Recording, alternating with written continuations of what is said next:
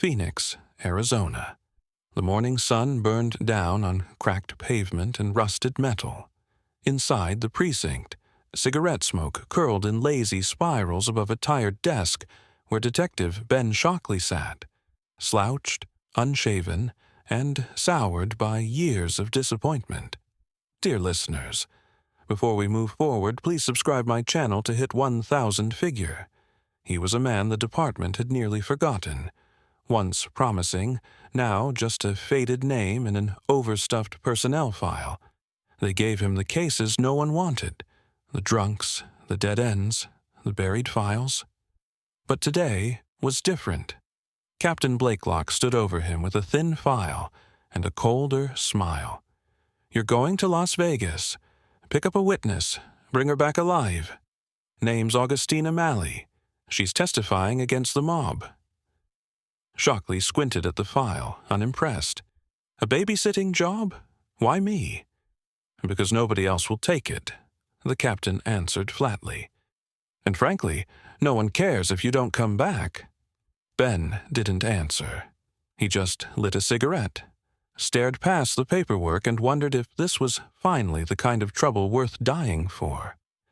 That afternoon, he hit the road in a battered police cruiser alone. Vegas shimmered on the horizon like a mirage, beautiful, dangerous, and crawling with corruption. Ben had no clue how far the rot reached. All he knew was something about this job didn't feel right. The kind of wrong that gets you killed. The motel room in Las Vegas smelled of cheap disinfectant and bad decisions. Augustina Malley, known in the reports as Gus, wasn't what Ben Shockley expected. Not a scared witness, not a timid damsel. She was tough, angry, sharp-tongued, and suspicious of everything, especially him. "Let me guess," she said, lighting a cigarette. "They sent you because you're expendable?" Shockley stared at her deadpan. "Maybe, but I still plan on making it back." Gus laughed, but it wasn't out of humor. It was more like the laugh of someone who already read the ending of the story and didn't like it. "You don't get it, do you? They don't want me to testify. They want me dead. And you too, once I'm gone." Ben sat across from her, the dusty blinds casting stripes of shadow across his face. "You think your own people set you up?" "I know they did," she said coldly. "I used to be in the system. I've seen what it does to people. I saw the bribes, the bodies, the silences. Now they're afraid of what I'll say on the stand. You're just the last guy on their list before they bury the truth." Shockley didn't flinch. He had long ago stopped being surprised by the rot in the system. But something about this felt different. The setup wasn't just sloppy. It was surgical, clean, quiet, final. When they stepped out of the motel the next morning, the parking lot was already surrounded. 2 plain sedans idled nearby. One of them held a man with a scoped rifle, casually resting it on the dashboard. It wasn't subtle, and it wasn't a threat. It was a promise. Ben's cruiser had already been sabotaged, brake lines severed, tires slashed. Whoever wanted Gus dead didn't want to wait for a court date. They wanted her gone now. Gus looked to Ben. "Still think this is just a transport job?" Ben didn't answer. Instead, he looked down the street at a city bus parked at a repair garage, keys still hanging from the ignition. It wasn't armored, it wasn't fast, and it sure as hell wasn't safe, but it would move. And it might be the only ride they had left. The bus engine groaned like a wounded animal as Ben Shockley jammed it into gear. The old transit vehicle, faded blue and covered in graffiti, lurched forward with a screeching protest. Gus stood behind him, clutching the overhead rail, eyes locked on the broken side mirror reflecting their pursuers. "They're not going to let us out of this city alive," she said. "Then we don't go quiet," Ben replied. He gripped the oversized wheel tighter, every muscle tensed. We make it loud." They hadn't even cleared the first block before the bullets started flying. The first shot shattered the front windshield. Glass exploded inward, slicing across Shockley's face. He didn't flinch. He'd been hit by harder things than truth and glass. The next barrage came from the rooftops, police sharpshooters, black-suited and faceless, stationed like executioners. Ben ducked low, still steering, swerving the bus between patrol cars and roadblocks hastily thrown together with trash cans and cruisers. The city wasn't trying to stop them. It was trying to kill them.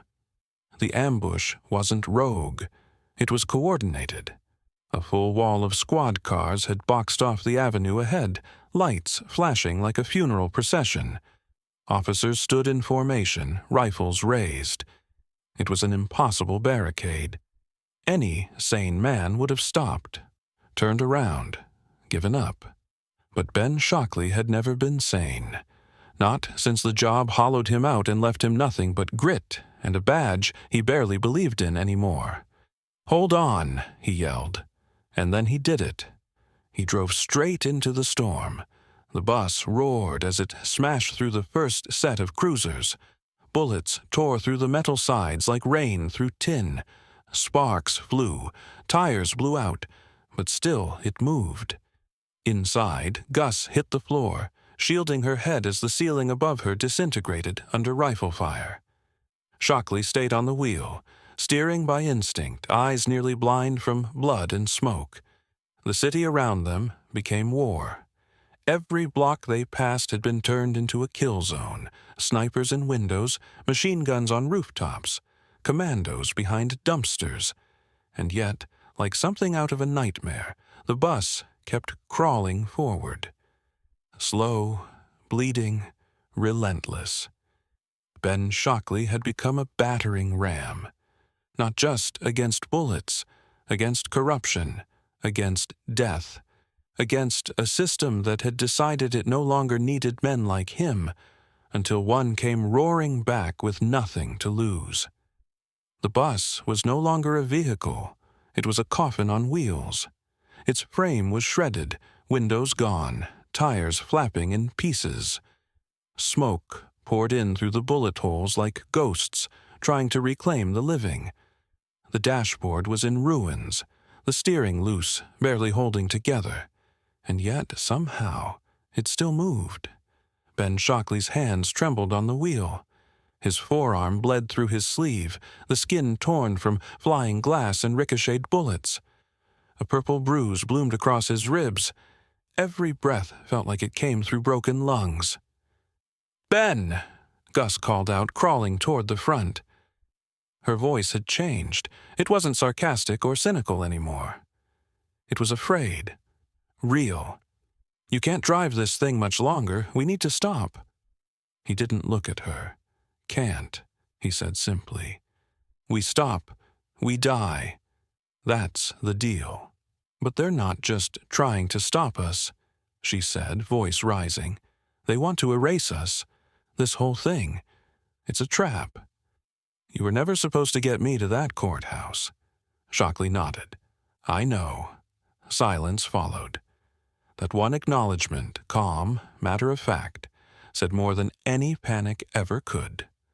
For a moment, Gus stared at him, really saw him. Not the drunk cop she thought he was, not the pawn she assumed had no idea what was going on.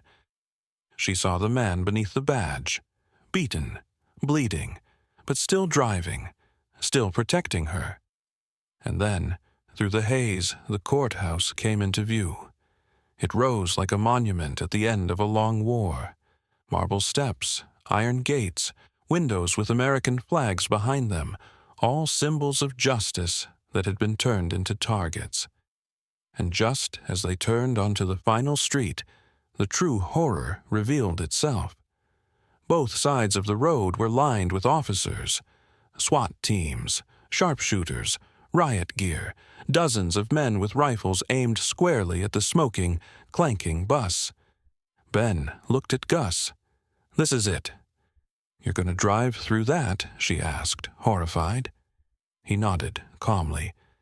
Yeah, I told them I'd get you there, and I don't break my word. She was shaking now, not from fear of death, but from the realization that she was riding beside a man who had already accepted his own.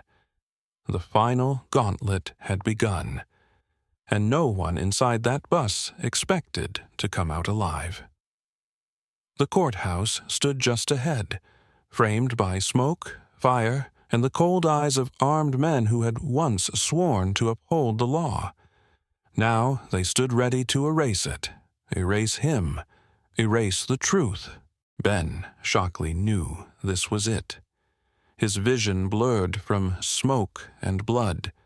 The wheel beneath his hands rattled like bones. The bus had barely any life left in it, yet it creaked forward inch by inch, like a dying soldier refusing to fall until he reached the flag. Gus gripped the rail beside him, her eyes filled with more than fear. There was awe now. She had come to Vegas expecting to be sold out, tossed to the wolves by another cop on a leash. But here she was, in a burning coffin of steel, beside a man who wouldn't stop until he kept a promise no one believed he'd make.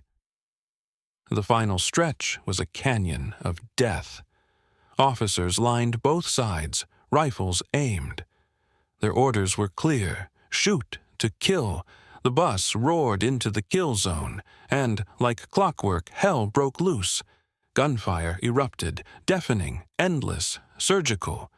Rounds punched through the sides of the bus. Metal screamed, sparks exploded. Every foot forward came at the price of shattered steel and shredded hope. Yet inside, Shockley didn't flinch. He stared dead ahead, focused only on the front steps of the courthouse. They weren't just trying to kill him. They were trying to kill what he represented, a man who knew too much and couldn't be bought. "Why aren't they stopping?" Gus shouted over the gunfire. "Because the truth scares them more than we do," Ben said, jaw clenched. The tires finally gave out. The bus skidded, bounced, and slammed against the curb, just 20 feet from the steps. The engine coughed and died. Silence followed. The shooting stopped. The officers, almost stunned, held their aim but didn't fire again. From the wreckage, the bus door groaned open. Smoke billowed out. And then, from the darkness, Ben Shockley emerged, bloodied, staggering, but upright. 1,000 rifles aimed at him. He walked anyway. Each step felt like a lifetime. Gus followed, holding her side, bruised and battered but alive. The two of them, framed in the morning light, walked past a stunned crowd of officers, government men, media, and corrupt officials who had never imagined they'd make it this far. At the top of the steps, Shockley stopped. He turned slowly, facing the sea of betrayal, and raised his hands, not in surrender, but as a final challenge. "You tried to bury us," he growled, voice hoarse but unbreakable. "But we were never dead." The silence cracked. One by one, the officers began to lower their rifles. Not all, but enough. It was over. He had made it. He didn't need a badge to prove he stood for justice. He had walked through hell. He had taken the gauntlet. And he had survived.